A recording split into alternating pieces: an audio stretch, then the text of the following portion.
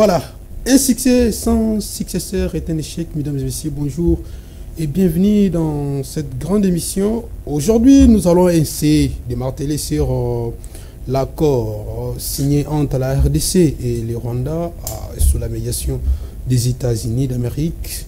La déclaration de principe entre les gouvernements congolais et les rebelles de M23 Doha. Où en sommes-nous? Est-ce que la paix est réellement... nous sommes tout prêts avec la paix? Nous allons échanger avec mon invité de marque sur ce plateau, Christian Boula. Bonjour. Bonjour. La santé, ça va? Ça va très bien, merci. L'accord est signé. D'abord, l'accord des États-Unis signé entre les deux parties, la RDC et le Rwanda. Est-ce que nous pouvons dire qu'aujourd'hui, nous sommes dans les chemins vers la fin de la guerre?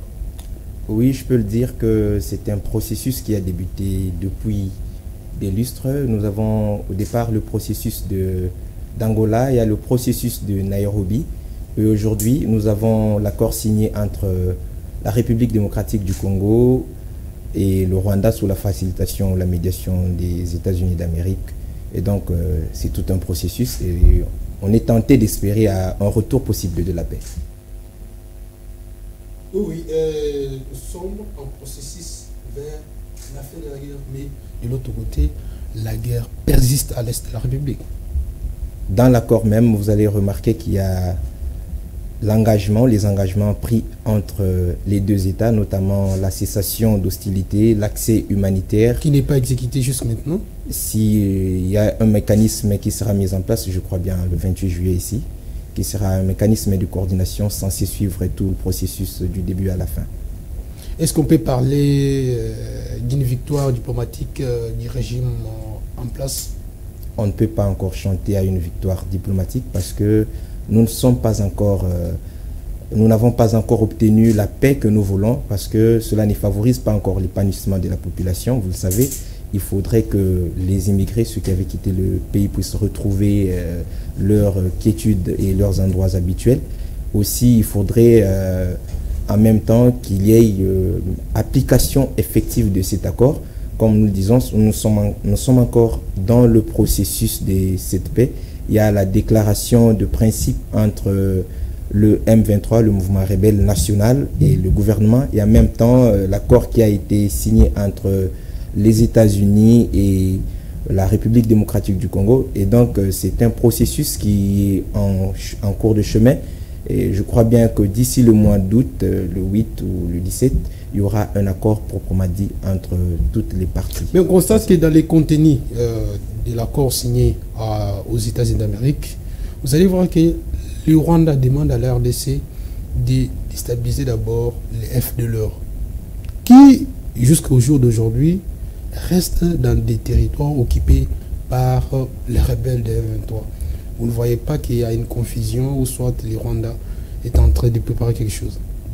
Bien sûr que c'est un dilemme, mais vous savez, lorsqu'on parle d'un accord, il y a ce qu'on appelle cession et concession. C'est-à-dire que la RDC était obligée de faire des cessions, mais aussi d'avoir des concessions, autant pour le Rwanda. Et donc, comme nous le disons, c'est un des engagements pris entre les parties. Espérons que cet accord sera respecté. Rwanda qui aujourd'hui pourrait commencer à collaborer avec la RDC pour certains, je dirais les lacs, parce qu'il s'est mentionné. Ça ne vous dérange pas? Discuter sur les minéraux de la République Rwanda qui n'a rien, mais quand même, il viendra en collaboration avec la RDC travailler sur des lacs ou soit des parcs nationaux. Vous savez que cela fait pratiquement 3 décennies que la partie est de notre pays vit un paradigme d'insécurité et un cycle infernal de violence. Et donc il était nécessaire que nous puissions analyser de manière approfondie les causes profondes de ce conflit. Et de mon point de vue, je pense que cela ne dérangerait pas si aujourd'hui nous voulons le retour de la paix et en même temps que nous puissions co-gérer l'ensemble de tous les patrimoines que nous disposons. Mais comment expliquer cela? Rwanda qui n'a rien, et il vient vous imposer, il vous tue, il vous impose sa loi sur votre terre. Ce n'est pas une imposition, monsieur Honoré. Je pense Mais que quand nous même, partageons les frontières avec... Vous allez commencer à travailler en collaboration avec... Bon, surtout en RDC. Mais en Rwanda, il n'y a rien à exploiter. Nous partageons les frontières avec plus de 9 pays. Et le Rwanda, c'est un des pays avec lequel nous partageons des frontières. Vous verrez que nous avons des lacs que nous devons gérer ensemble. Et si les parcs nationaux font partie de ces inquiétudes pour qu'un retour de la paix dans notre pays soit effectif, je ne crois pas que cela dérangerait. Si cela est fait pour la cause de la paix, je crois que ça sera une bonne chose. Vous ne voyez pas qu'il y a un problème les jours-là, à la Maison-Blanche, le président américain l'avait bien défini, l'avait bien signifié que dans cet accord, c'est l'Amérique qui a gagné plus. Ça vous dit quelque chose? L'Amérique gagne plus. Moi, je crois que c'est... En termes de minéraux. En termes de coopération économique, gagner plus serait beaucoup aller trop en besogne. Mais je pense que dans cet accord, comme je viens de le répéter, il y a cession et concession. Le médiateur ou le facilitateur que nous avons choisi y est pour des raisons économiques. Et donc, pour que l'Amérique puisse gagner quelque chose, il faudrait en réalité que la paix soit effective. Autant que cette paix n'est pas encore effective, nous ne pourrons pas dire que l'Amérique a gagné quelque chose. Parce que l'Amérique voudrait bien investir, et vous savez, l'argent n'aime pas les bruits. Et pour que cet investissement soit effectif, et pour que eux aussi, en retour, puissent gagner quelque chose, il faudrait que cette paix soit effective. Et donc, pour que la paix soit effective, il faudrait réellement la volonté manifeste des acteurs en présence. Enfin, le gouvernement congolais a décidé de parler avec les M23, qui parfois on considère comme des Tintins et autres. Mais on constate, on a vu la présence du ministre du Rwanda, le ministre de l'Intérieur. Quel rôle qu'a joué le Rwanda dans cette affaire? Et parce qu'on a parlé d'une collaboration entre les gouvernements et les rebelles. On a vu la présence du ministre rwandais. Vous savez que le Rwanda a toujours été présenté comme le pays agresseur et son sous-traitant, c'est le M23 que le Rwanda est en train d'utiliser. Mais en réalité, la guerre vient du Rwanda. Et en réalité, le M23 a été utilisé comme sous-traitant. La présence du ministre rwandais veut dire simplement que le Rwanda a accepté que c'est nous qui sommes le pays agresseur. Et comme vous le savez, ce sont des questions qui trouvent leur origine de plusieurs années. Aujourd'hui, on a utilisé, hier on avait utilisé le CNDP et aujourd'hui le M23, mais en réalité ce ne sont pas des groupes, ces groupes armés, mais en réalité c'est le Rwanda, parce que le Rwanda voudrait mieux légitimer cette guerre à travers les groupes nationaux pour dire que non, cette guerre ne vient pas de nous, mais c'est une guerre interne. Mais en réalité, c'est une agression rwandaise. Vous ne voyez pas que ça devient une répétition? Hier, on a utilisé CNDP. Aujourd'hui, c'est M23. Nous sommes à la table. Et demain, ils pensent aussi mettre encore quelque chose. Peut-être, je dirais, peut-être ils pourraient façonner encore une autre chose, mettre... Et le gouvernement congolais pourrait encore discuter avec ces gens. Vous ne voyez pas que ça devient une répétition et que le Rwanda commence à jouer avec la République démocratique du Congo? C'est question de confiance, monsieur Honoré, parce que, comme je l'ai dit, les documents que les États-Unis ont mis à table pour que le Rwanda et la RDC puissent signer, c'est un document exceptionnel, parce qu'il démontre, outre le ressort d'une volonté manifeste d'aboutir à une paix, mais aussi le retour de la coopération régionale. C'est question de confiance, et donc nous ne pourrons parier qu'au nom d'un retour possible de la paix. Hier, on a refusé un pourparler entre les gouvernements et les rebelles, mais aujourd'hui, plusieurs morts. Enfin, le gouvernement accepte. Vous ne voyez pas que c'est quelque chose qui touche la population, qui est surtout la population de l'Est, qui ont perdu certaines des choses sur tous les plans. Aujourd'hui, dans une crise, mais le gouvernement accepte. Vous ne voyez pas. C'est l'État, je dirais, l'échec, ou soit vous avez voulu parler avec les M23 parce que c'est pire. Écoutez, le gouvernement a juste évité que ce bain de sang puisse Et pourquoi attendre? Pourquoi attendre que Goma tombe, Bukavu également, Kavumu, parlons d'autres territoires à l'est de la République, pendant que ces gens avaient demandé de dialoguer avec le gouvernement depuis longtemps? Vous savez que la guerre ne s'est jamais arrêtée parce qu'en réalité, la guerre, c'est l'apanage des États. L'État est obligé de la mener à tout moment. Et donc, je crois que le dialogue, tout comme la guerre, donc la diplomatie et la guerre vont de pair et marchent ensemble. Et pensez-vous dans cette allure, on peut mettre fin à cette guerre qui a duré plus de 30 ans? On peut le croire parce que il y a tout un processus, comme je l'ai dit. Il y a eu Luanda, il y a eu Nairobi, et aujourd'hui à Washington. Je pense que tout est mis en place pour que nous puissions avoir un retour possible de la paix, et surtout que tous les Congolais de partout ne parient qu'au nom de la paix, sauf ceux qui sont à l'est du pays qui continuent à parler de la balkanisation. Mais je pense que les États-Unis, en tant qu'hyperpuissance, ne peuvent pas s'engager dans quelque chose qui n'aura pas d'issue.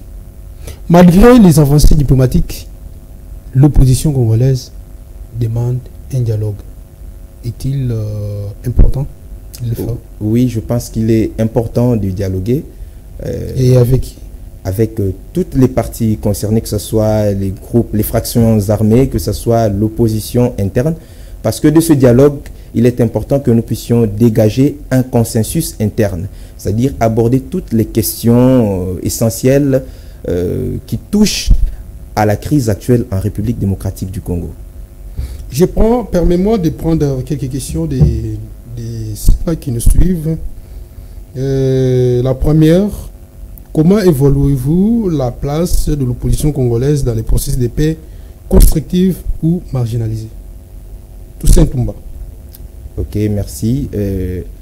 On ne saura pas évaluer la place de l'opposition dans ce processus de paix, mais on peut le dire qu'ils font partie des Congolais et de ceux-là qui émettent une voix pour que nous puissions trouver un consensus national. Et de ce point de vue, je pense que nous sommes en démocratie, toutes les opinions sont essentielles et les points de vue venus de partout sont essentiels pour dégager un consensus national. C'est une série de questions. Je prends d'abord 6. Et deuxième, le dialogue national est-il encore crédible dans les contextes actuels où il est devenu, on en a déjà parlé, je passe. Certaines revendications de l'opposition pourraient-elles converger avec celles des groupes armés, créant une forme de stabilité hybride?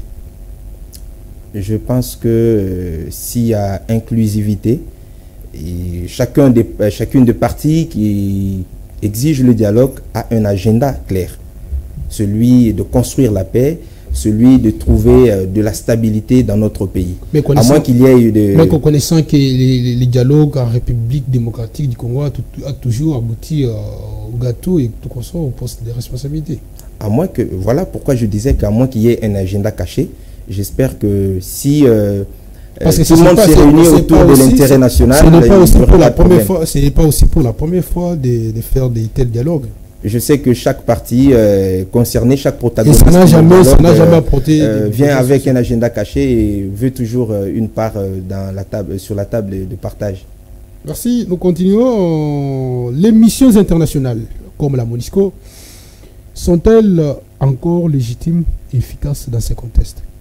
Bien sûr, parce que vous savez, c'est une mission pour la stabilité et le maintien de la paix en République démocratique du Congo.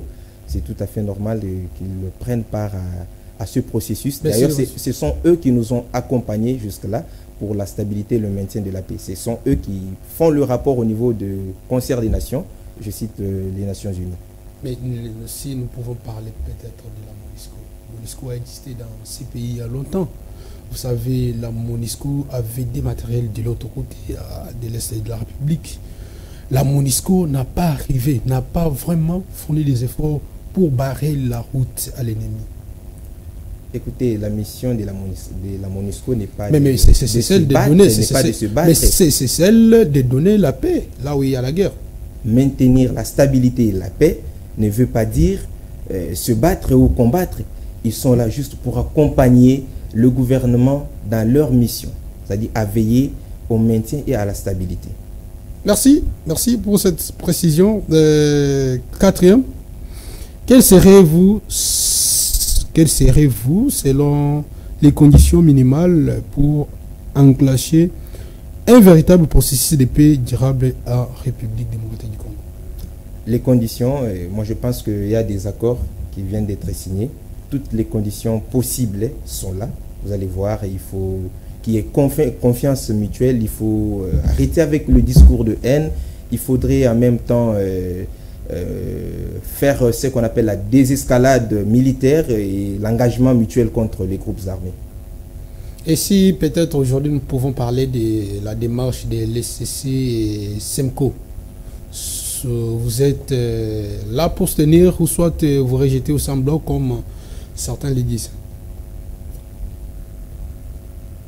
Je ne soutiens pas et je ne suis pas non plus contre, mais si c'est un processus qui amène vers la paix et qui amène au dialogue pour que nous puissions dégager le point de vue, je ne trouverai pas de mal. Mais ils ont été réussis quand même par les chefs de l'État. Le chef de l'État a donné des directives d'ouvrir la porte à certaines confessions religieuses, entre autres la Sine et autres, et de Ougamba. Comment avez-vous trouvé? Parce que le président, apparemment, il semblerait que le président n'est pas content de la présence de Cholet et Ambongo. Pousseriez-vous la pertinence jusqu'à croire que le président de la République ne tient pas compte des avis des autres? Je pense que c'est le père de la nation et il est censé écouter les différentes opinions et il est là pour ça, parce que lui-même ne jure qu'au nom de la paix. Et donc, les différents points de vue, que ce soit de la CENCO, que ce soit de l'ECC, sont les bienvenus. Je crois que nous sommes en train d'aller de chiter. Je prends cette question. Quel est l'impact des intérêts géographiques des puissances régionales sur la paix en RDC? L'impact de... L'impact géographique des puissances régionales sur la paix. L'impact, je parle des impacts géographiques des puissances régionales sur la paix en RDC. Vous savez que la RDC en soi, c'est une petite puissance régionale et au-delà de la RDC, il y a d'autres puissances régionales à côté qui pensent que le Congo, c'est une pépinière. Et de ce Congo, comme le disait Frantz Fanon, le développement de l'Afrique viendrait de la RDC parce que la RDC, c'est la gâchette au fait. C'est-à-dire que si la RDC retrouve la paix, et les autres pays pourraient emboîter le pas du développement. Et donc, de ce point de vue, je pense que d'autres puissances régionales peuvent bien accompagner ce processus de paix pour que nous puissions... pour qu'ensemble cela réussisse ou bien aboutisse au développement que les autres États attendent. Eh bien, comme nous parlons de l'État régional, il y a dernièrement les barrières ou les frontières, je parlerai des frontières, entre la RDC et l'Ouganda au niveau des Bunagana ont été ouvertes. Est-ce que ça vous dit quelque chose? Oui, c'était... Surtout pendant que cette partie de la République est sous le contrôle de M23. C'était un incident diplomatique majeur. Je crois que l'ambassadeur de l'Ouganda a été convoqué au niveau du ministère des Affaires étrangères par la MINETA en charge des Affaires étrangères et coopération internationale. Et je pense qu'ils ont eu à aborder cette question. Étant donné que les groupes armés, bien le M23 n'est pas une autorité étatique, et de ce point de vue, ouvrir les frontières, c'est-à-dire serait légitimer l'autorité des rebelles à l'est de la République démocratique du Congo. Un mot, nous sommes arrivés presque à la fin. Un mot pour nous séparer. À tous ces Congolais qui ne parient et ne jurent qu'au nom de la paix et qui ont attendu ces moments, et nous ne pouvons que souhaiter un retour possible de la paix. Et à tous ces gens qui ont toujours cru au nom de la paix, nous ne pourrons qu'espérer un retour possible de la paix en République démocratique du Congo. Au moins, si vous avez des choses à ajouter. Et Digas? Rien du tout, merci. Mesdames et messieurs, nous sommes arrivés à la fin de cette grande émission. Retournons très très prochainement avec les mêmes aventures. Ciao.